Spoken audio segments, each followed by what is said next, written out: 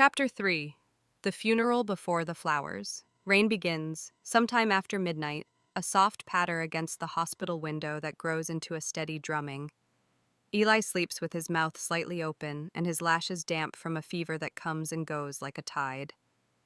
I sit in the chair and rub his hand in slow circles and count each rise of his chest while the monitor keeps time. Nurses pad in and out with the practiced quiet of people who have learned to move like water. At 3, the alarms stay calm. At 4, they flicker once and settle. At a little after 5, the line on the screen smooths out into something that looks like rest. I lean forward and call his name. He does not turn his head.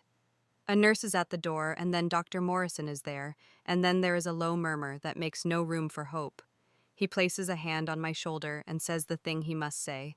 I nod, because speech can tip a person over when the ground is already tilting. I press my lips to Eli's forehead and feel the last warmth leaving him, and I think that part of my heart has gone with it. I step into the hallway because I have to make the call. The rain has become a roar that fills the space between my ribs.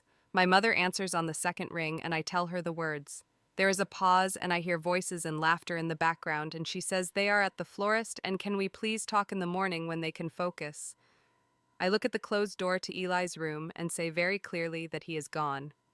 She repeats the morning line and then starts to cry and says she will call me after dinner plans are final. I say nothing. She says she loves me and hangs up. I stare at the phone until the screen goes black.